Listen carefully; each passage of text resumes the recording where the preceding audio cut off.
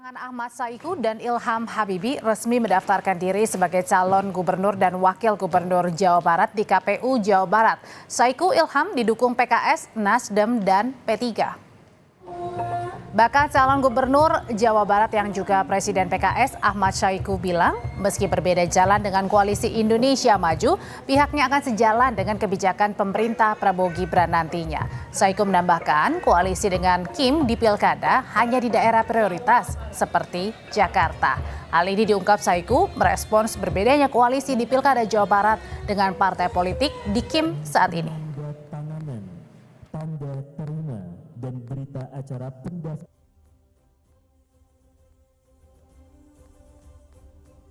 Selanjutnya, Insya Allah kita optimis ya. Kalaupun misalnya di Jawa Barat, artinya siapapun yang nanti menang, mudah-mudahan tadi dari Kim yang akan bisa memenangkan kontestasi ini. Sehingga insya Allah kami juga akan tetap berupaya sejalan dengan apa yang dilakukan oleh pemerintah pusat. Itu bagaimana ini kaitan dengan Kim ya.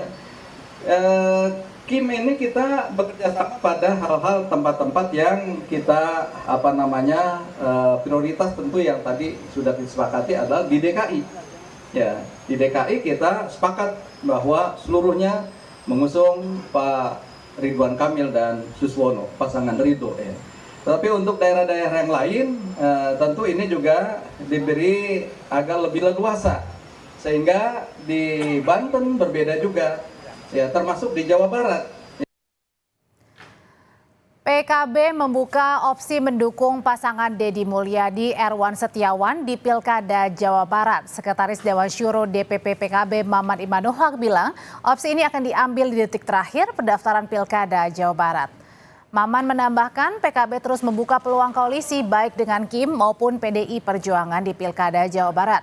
Menurut Maman, PKB juga menawarkan Sandiaga Uno sebagai calon gubernur, sementara wakilnya dari PKB. Tapi hingga kini belum ada respons dari Sandiaga. PKB pun membuka opsi lain berkoalisi dengan partai politik lainnya.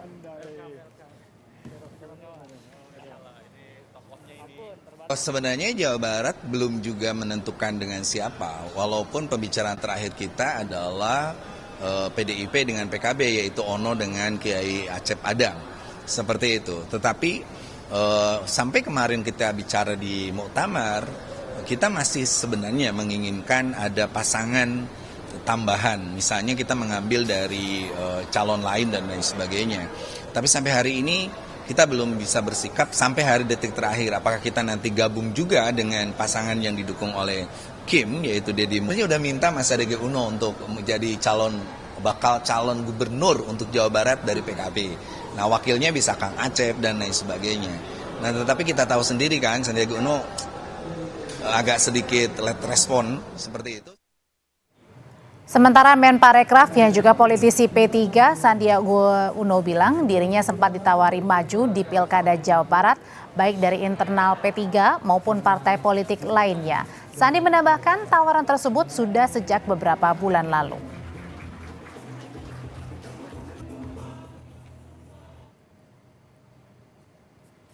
Melalui pesan yang dikirimkan ke redaksi Kompas TV, Sandiaga Uno bilang, terima kasih kepada teman-teman dari berbagai aspirasi yang mengajak kami berpartisipasi dalam kontestasi Pilkada 2024 di Jawa Barat. Kesejahteraan rakyat yang akan terus saya perjuangkan dan kawal bersama rakyat sebagai rakyat. Siapapun yang terpilih nanti berjuang tanpa pamrih demi kepentingan rakyat untuk kesejahteraan rakyat.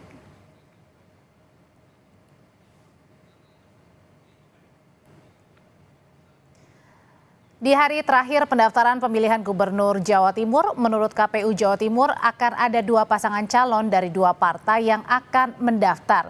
Hingga kini baru pasangan Kofifa Emil Dardak yang resmi mendaftar ke KPU Jawa Timur.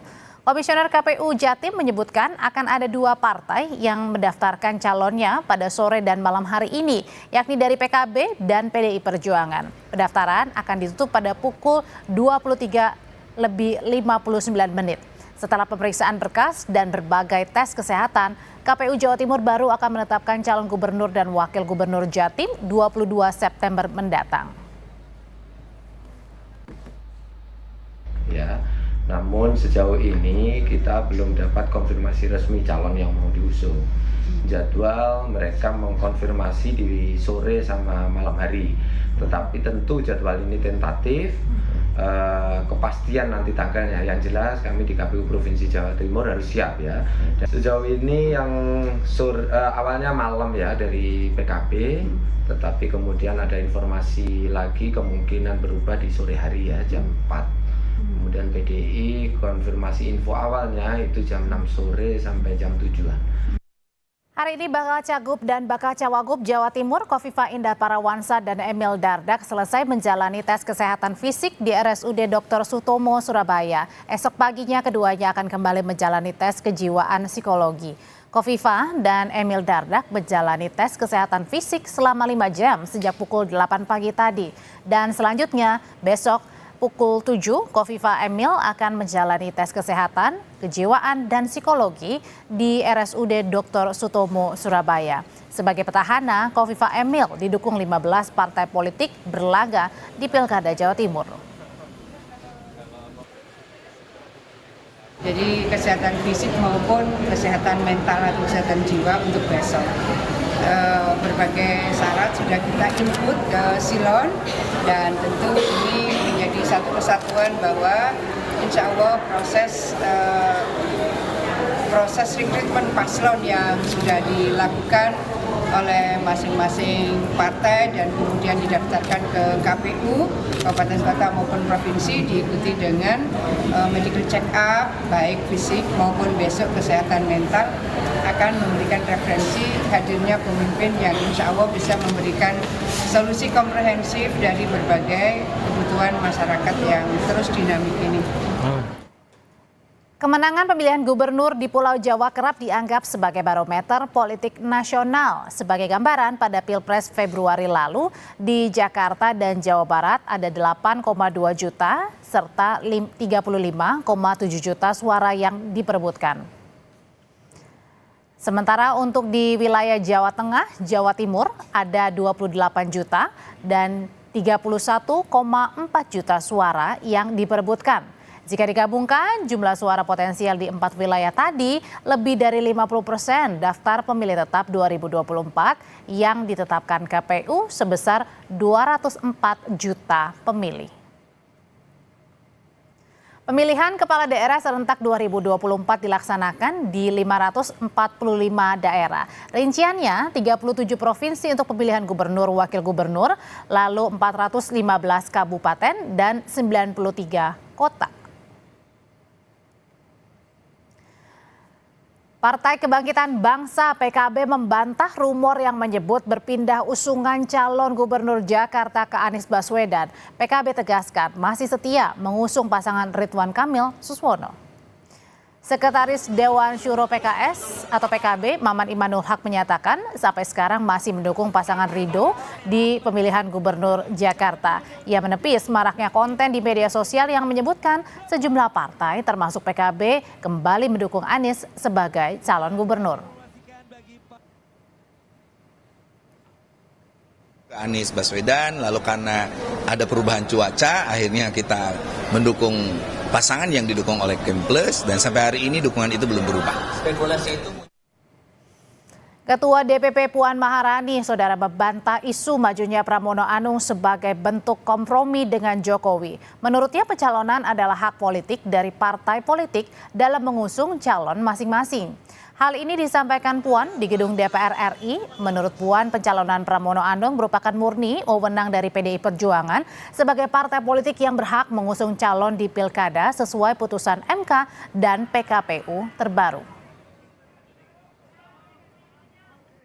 Nggak ada kompromi, kita semua baik-baik saja, berusaha untuk bisa saling menjaga persatuan dan kesatuan, dan Pilkada ini kan hak politik dari semua partai politik, jadi mempunyai kesempatan untuk sama-sama mengusung calonnya masing-masing. Pilkada Jakarta, saudara, menjadi barometer politik nasional setelah PDI Perjuangan tidak mengusung Anies Baswedan sebagai bakal calon gubernur. Dan kini nama Pramono Anung Rano Karno menjadi lawan pasangan bagi Ridwan Kamil dan Suswono di pemilihan gubernur Jakarta. Seperti apa sebenarnya dinamika di balik pemilihan seorang Pramono Anung sebagai yang bisa dikatakan pemain pengganti Anies Baswedan yang awalnya ini sempat akan diusung oleh PDI Perjuangan, serta bagaimana juga dengan komunikasi dan restu Jokowi. Benarkah Pramono Anung bagian dari kompromi antara Istana dan PDIP? Kita bahas malam hari ini bersama bakal calon gubernur Jakarta, Pramono Anung. Sebelumnya kita juga sudah mencoba mengundang Bacagub Jakarta Ridwan Kamil, tapi yang bersangkutan berhalangan hadir. Malam Mas Pram. Malam, Audrey. Mas Pram, jadi hari ini mau tahu dulu nih kegiatannya hari ini, katanya agendanya internal, katanya tadi sudah foto bareng Bang Rano juga, jadi karena terburu-buru semuanya pencalonan, jadi baru foto berdua nih malam hari ini atau sepanjang hari ini nih? Ya, secara jujur kami sampaikan memang kami kemarin-kemarin itu sama sekali tidak mempersiapkan diri. Tetapi karena sudah menjadi keputusan dan kami sudah mendaftar, sekarang ini segala sesuatu sudah kita persiapkan. Bahkan besok saya dan Bang Dul akan tes kesehatan yang pertama, karena kita yang mendaftar yang pertama. Sehingga dengan demikian walaupun nggak pakai deklarasi, kita langsung mencalonkan. Kita adalah yang pertama mencalonkan dan sekaligus pertama cek kesehatan. Meskipun tidak sempat deklarasi, Bu Ketua Umum Megawati juga tidak secara langsung ya mendeklarasikan, berbeda dengan pemilihan kepala daerah lain-lainnya begitu yang sudah mendeklarasi namanya dan kemudian dari daerah mana, Mas Pram. Jadi betul nih Mas Pram, ini posisinya sebenarnya adalah menggantikan posisi Mas Anies yang awalnya semula akan diusung oleh PDI Perjuangan di Pilgub Jakarta. Di PDI Perjuangan sebelum ada keputusan, itu bukan keputusan. Jadi Pramono Anung bukan pemain pengganti. Pramono Anung adalah pemain utama yang dicalonkan oleh Ibu Mega untuk maju di Pilkada DKI Jakarta. Bahwa pada saat pencalonan ataupun keinginan Mas Anies sebagai calon di PDI Perjuangan, saya termasuk yang pada waktu itu mengapresiasi dan mengendorse. Tetapi begitu ada dinamika internal dan kemudian Bu Mega memutuskan saya sebagai calon yang sebenarnya saya sama sekali tidak pernah berkeinginan atau pernah mau untuk menjadi calon.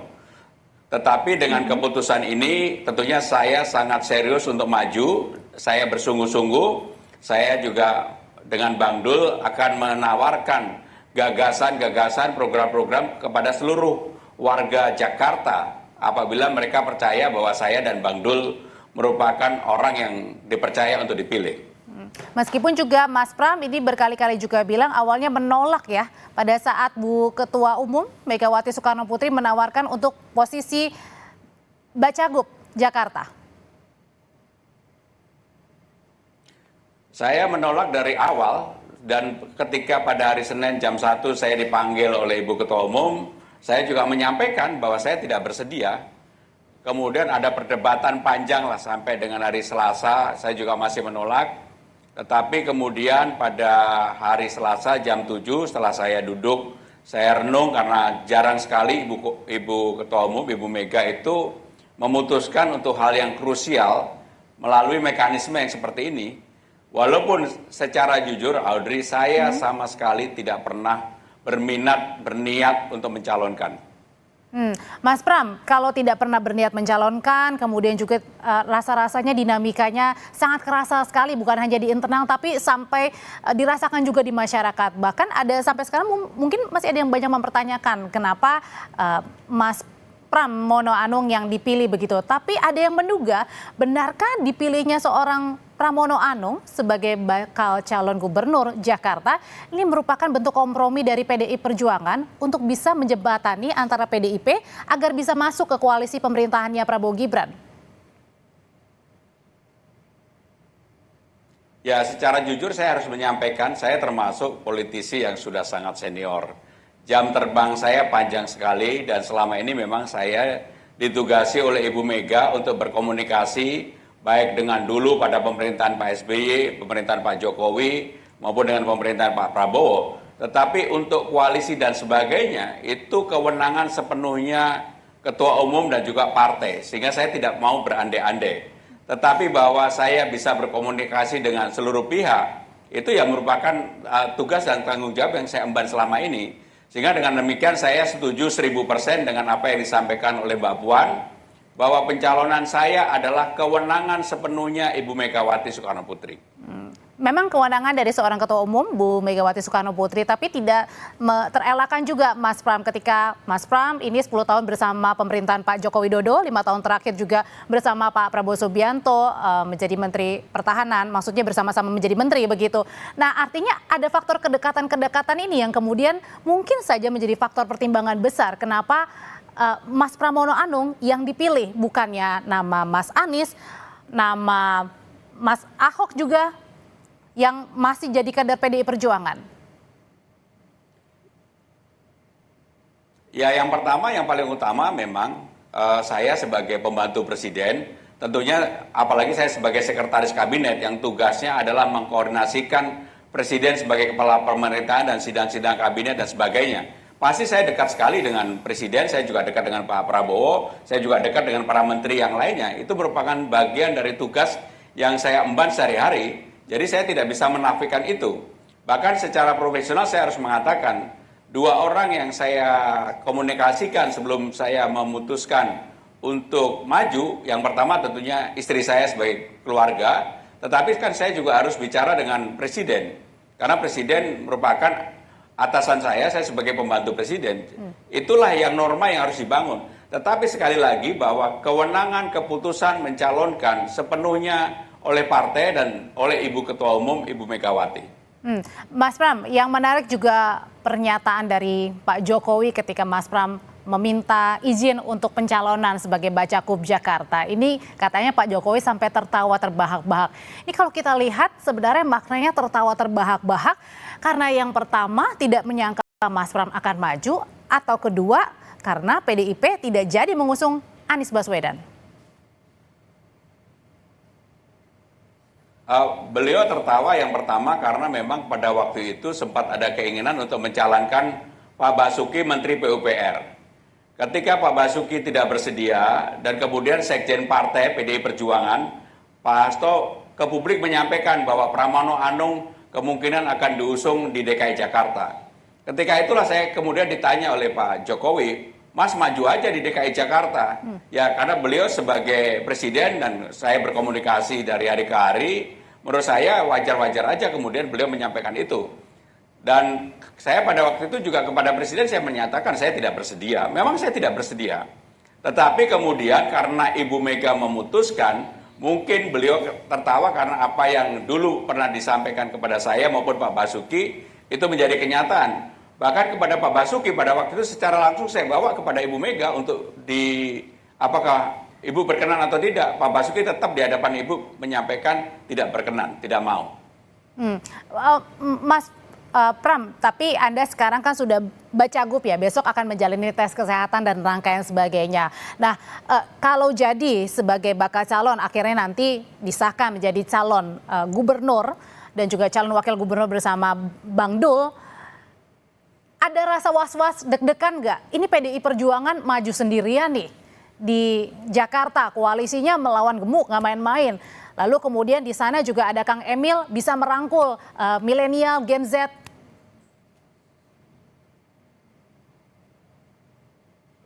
Ya, kekhawatiran kalau saya bilang nggak ada, saya pasti berbohong.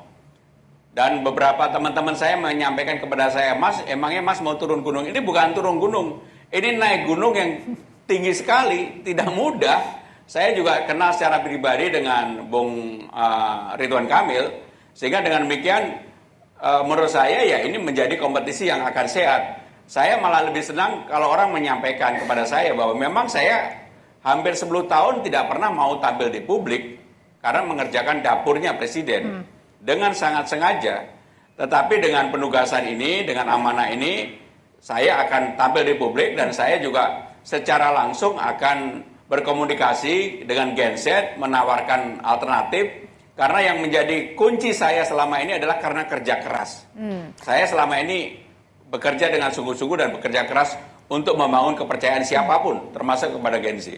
Tapi kerja kerasnya ini mungkin saja lebih banyak di belakang layar ya Mas Pram ya. Dan kemudian Mas Pram juga jarang tampil ke publik. Nah pertanyaan besarnya adalah gimana strateginya seorang Mas Pramono Anung ini melawan berhadapan apple to apple dengan Kang Emil yang sebelumnya adalah Gubernur Jawa Barat, pernah menjabat juga sebagai Wali Kota Bandung yang rasanya sudah familiar sekali untuk tampil ke publik, berbicara dengan anak-anak muda. Yang pertama, yang paling utama, Jakarta ini pemilihnya adalah sangat rasional. Mereka pasti akan memilih orang yang akan bisa menjalankan undang-undang yang baru, yaitu Undang-Undang Nomor 2 tahun 2024. Jakarta sebagai basis perekonomian nasional dan sebagai kota global harus bisa diwujudkan. Dan saya yakin Gen Z ini adalah, kebetulan anak saya juga Gen Z. Pertanyaan juga diajukan kepada saya, apa yang akan dilakukan Bapak untuk bisa menarik itu? Saya tentunya sudah punya kiat-kiat, rumus-rumus, dan kebetulan saya dengan anak saya selama ini bersama-sama. Saya kalau anak saya nonton BTS, nonton Peggy-Gu, saya juga ikut nonton. Karena itu juga menjadikan saya berwawasan yang lebih luas. Dan saya juga ikut jigrak-jigrak. Dengan Peggy-Gu pun saya juga familiar. Oke, Mas Pram, ini yang juga menarik pada saat kemarin Anda resmi mendaftar ke KPU Jakarta adalah adanya seorang Basuki Cahayapurnama di tengah-tengah Mas Pram dan juga Mas Rano.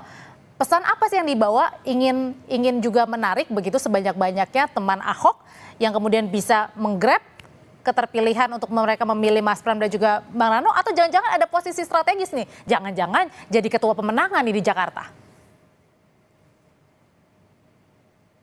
Jadi kalau kita lihat berdasarkan hasil survei yang ada, mungkin Pramono Anung nomor 100. Nomor 1 Anies Baswedan, nomor 2 Ahok, nomor 3 Ridwan Kamil. Pramono Anung memang nggak ada dalam survei, dan saya mengakui itu karena memang nggak ada. Tetapi kenapa kemudian Ahok tampil? Pertama, Ahok ini DPP partai. Yang kedua, dia punya pengalaman sebagai mantan gubernur DKI. Dan dia masih memiliki pendukung yang cukup loyal. Sehingga dengan demikian, dengan keberadaan Pak Ahok adalah bagian dari menunjukkan kepada publik PDI Perjuangan untuk pencalonan ini sangat solid. Termasuk kemudian hadir Ibu Risma, ketua DPP yang lainnya, DPD-nya lengkap. PDI yang saya sampaikan ternyata bukan hanya PDI Perjuangan, masyarakat juga akan hadir, kelompok-kelompok yang saya nggak kenal juga hadir. Dan itu saya terkejut sekali. Oke, Mas Pram, pertanyaan selanjutnya adalah dicalonkan sendiri di PDI Perjuangan, satu-satunya partai politik. Sudah izin sowan ke Pak Jokowi, tapi kemudian terpilih atau nanti pada saat berkontestasi juga harus pesannya dari Pak Prabowo dan juga Pak Jokowi adalah dan nafas-nafasnya ini untuk masing-masing kepala daerah harus senafas dengan pemerintahan pusat. Tapi satu sisi kita tahu juga PDI Perjuangan memang belum memutuskan, tapi apakah menjadi oposisi atau kawan dari koalisi pemerintahan Prabowo Gibran. Apakah ini juga bisa dibilang menjadi jembatan yang halus nih untuk nanti di pemerintahannya Prabowo Gibran? Nanti Mas Pramono Anung akan menjawab, tetapi kita dengarkan dulu kumandang azan maghrib bagi wilayah Jakarta dan juga sekitarnya.